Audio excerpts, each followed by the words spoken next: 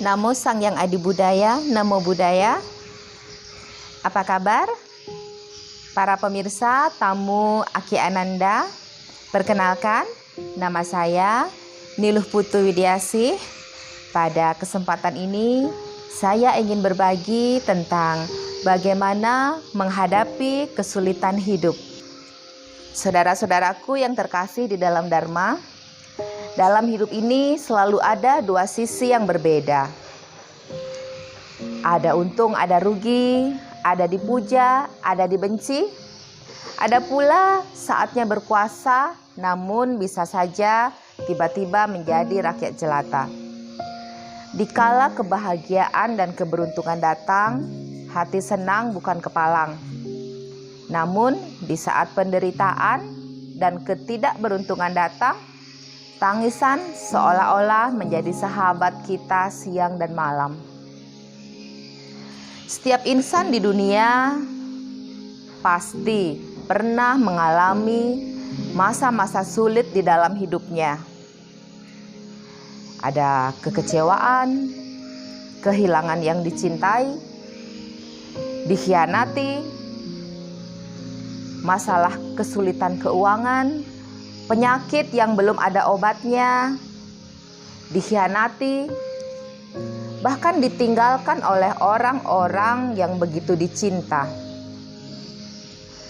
Itulah yang disebut realita kehidupan. Tidak bisa kita atur, tidak bisa kita setel sesuai dengan keinginan kita. Lalu di saat hal yang menyedihkan terjadi, apa yang harus kita lakukan? Di saat semua jalan seolah-olah terlihat buntu, rezeki terasa menjauh, bahkan sahabat dan keluarga bersikap seolah-olah menjadi orang lain, menjauh, menganggap kita seperti orang asing. Tentu saat itu kita merasa marah, kesal, emosi. Saudaraku sedharma, hal yang kita rasakan itu adalah hal yang wajar.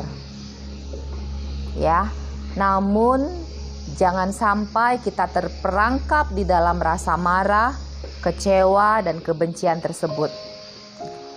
Saat kita berada pada titik terendah dalam hidup kita, hal itu bukanlah akhir segala-galanya. Karena titik, jika dirangkai, maka akan menjadi garis. Tergantung kita, garis apa yang akan kita lukis dari titik-titik tersebut.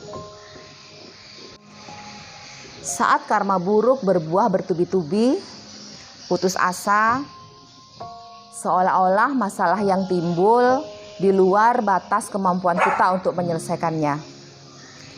Saudaraku sedharma, apa yang harus kita lakukan?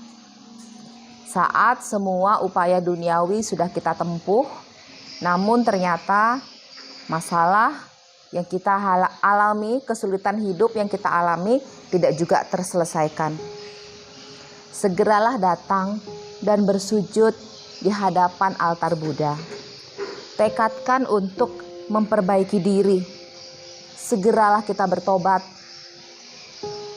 Segera tekadkan untuk memperbaiki diri.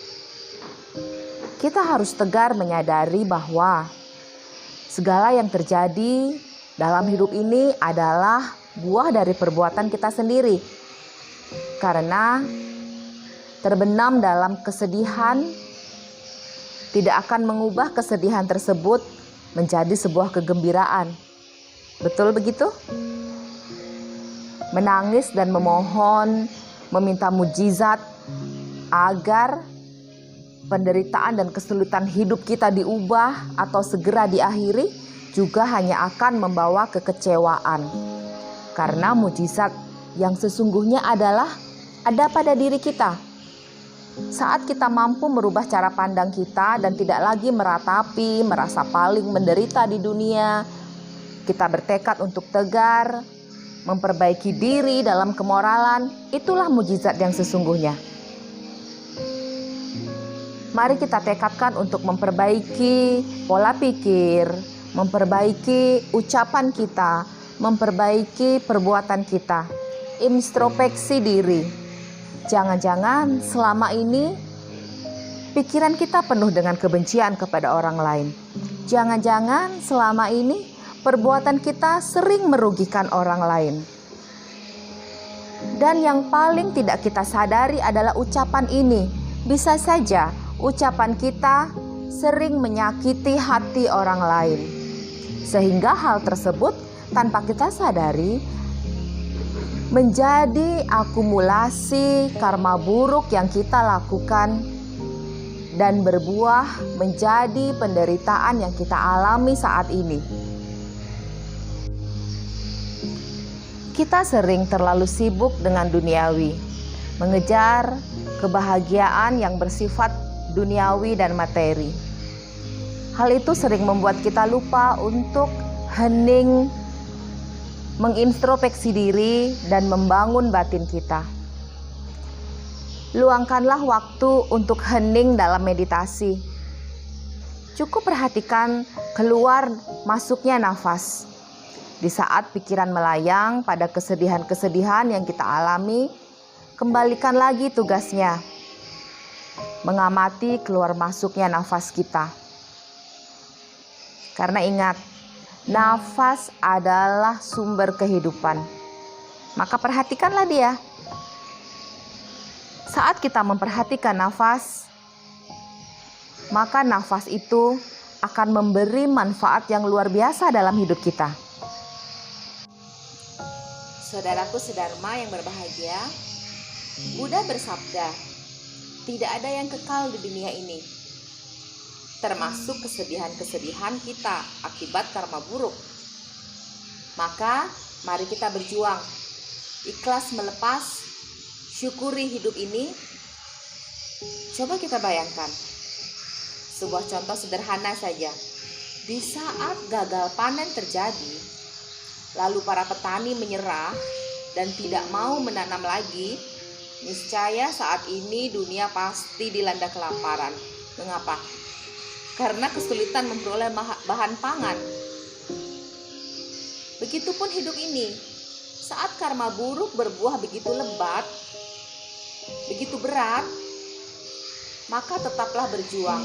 Tetaplah menanam benih-benih kebaikan, agar benih-benih tersebut tumbuh menjadi buah-buah manis, buah-buah karma baik yang akan menggantikan buah-buah karma buruk yang telah layu dan jatuh berguguran.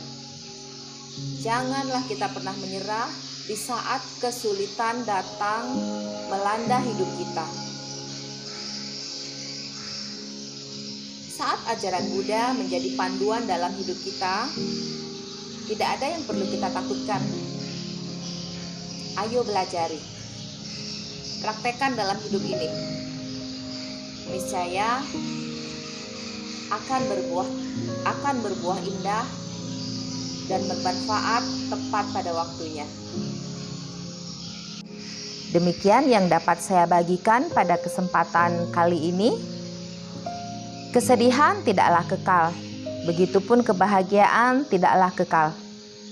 Suka duka datang silih berganti. Mari kita bersama selalu berpegang pada prinsip-prinsip ajaran Buddha. Mari kita berjuang untuk dapat terlepas dari lingkaran kehidupan dunia samsara menuju kepada pembebasan kebahagiaan abadi nibbana. Akhir kata dari saya, Namo Sanghyang Adi Budaya, Namo Buddhaya. Sampai jumpa.